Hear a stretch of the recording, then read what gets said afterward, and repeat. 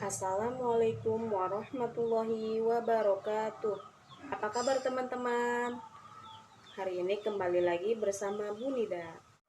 Hari ini mapel IPA, insya Allah kita akan membahas tentang materi zat murni dan zat campuran. Nah, tentunya teman-teman pasti sudah tidak asing lagi mendengar kata zat murni dan zat campuran, atau ada yang sudah menemukan zat murni dan zat campuran dalam kehidupan sehari-hari. Nah, sebelumnya teman-teman dipastikan untuk fokus ketika mau belajar. Sebelum dimulai, mari kita membaca basmalah bersama-sama. Bismillahirrahmanirrahim. Mari disimak ya teman-teman.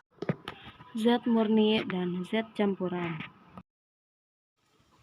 Yang pertama yaitu zat murni. Zat murni adalah materi yang hanya tersusun dari satu jenis zat. Benda yang termasuk zat murni adalah emas, perak, besi, dan aluminium. Yang kedua yaitu zat campuran. Zat campuran adalah kumpulan dari dua zat atau lebih dalam campuran. Sifat-sifat zat asal masih tetap tampak. Hampir sebagian besar materi yang kita kenal dalam kehidupan sehari-hari merupakan suatu campuran zat. Campuran zat dibedakan menjadi dua, yaitu campuran homogen dan campuran heterogen. Yang pertama yaitu campuran homogen. Campuran homogen adalah campuran yang komposisinya merata. Campuran homogen disebut juga dengan larutan. Salah satu contoh campuran homogen adalah garam yang dilarutkan dalam air panas. Jika kita mencampurkan garam dengan air panas di dalam suatu gelas, kemudian mengaduknya beberapa kali dengan sendok, maka lama-kelamaan air garam tidak tampak lagi dari pencampuran tersebut.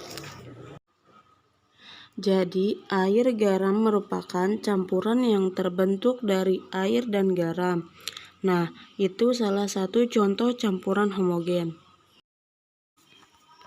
Yang kedua yaitu campuran heterogen. Campuran heterogen adalah campuran yang komposisinya merata. Contoh campuran heterogen adalah kopi yang dilarutkan dengan air. Jika kita campurkan kopi dengan air, kita masih dapat membedakan serbuk kopi dengan air. Selain itu, jika kita diamkan, maka serbuk kopi akan mengendap dan terpisah dari air. Air kopi berada di atas serbuk kopi akan mengendap di dasar gelas.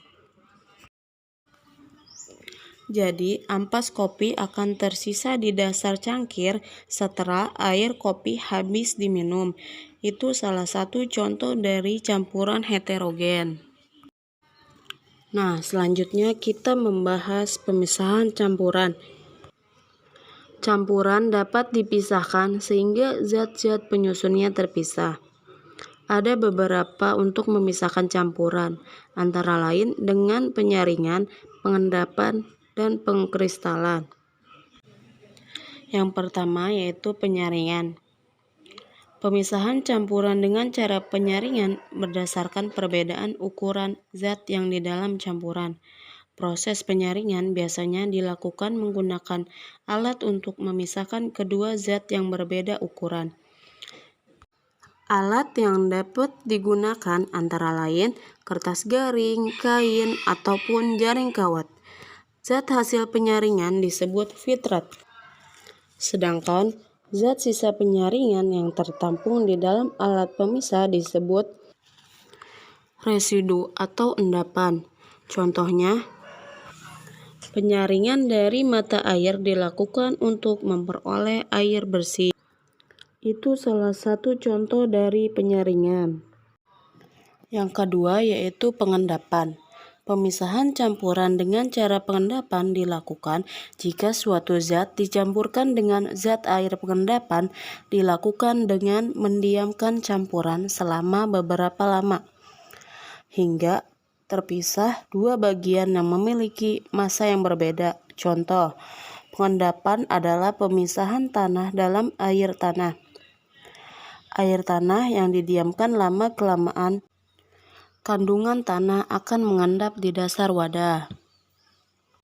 Nah, itu contoh dari pengendapan.